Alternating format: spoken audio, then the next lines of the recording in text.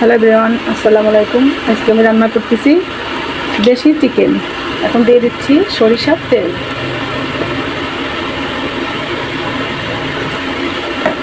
দিয়ে দিব আমি গরম মশলা। গরম মশলাটা গরম হয়ে গেলে এখন আমি দিয়ে দিব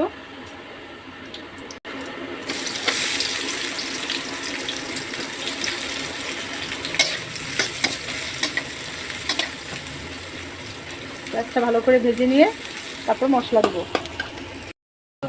পেঁয়াজ বেরেস্তা হয়ে গেছে, এখন আমি মশলা দিয়ে দিচ্ছি।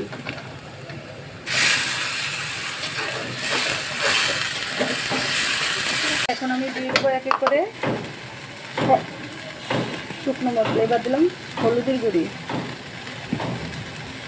এখন দিব শুকনো মরিচের গুঁড়ি,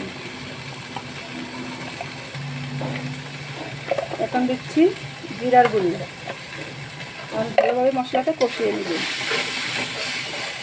কষানোর জন্য সামান্য পানি দিয়ে দিলাম। ভালোভাবে নাড়াচাড়া করে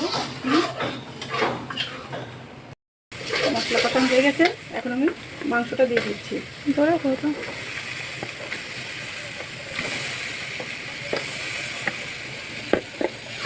ভালোভাবে মাংসটা কষিয়ে নিই। মাংস সিদ্ধের জন্য গরম পানি দিয়ে দিব, কিন্তু এখন অপেক্ষা করব। এখন গরম পানি দিয়ে দেবো। মাংস সিদ্ধ হয়ে গেছে, জলের জন্য পরিমাণ মতো 10 মিনিটের জন্য ঢাকা দিয়ে রাখবো। ভাজা জিরের গুঁড়ি দিয়ে দেবো। কমপ্লিট হয়ে গেল আমার ঝাল ঝাল মুরগির ঝোল।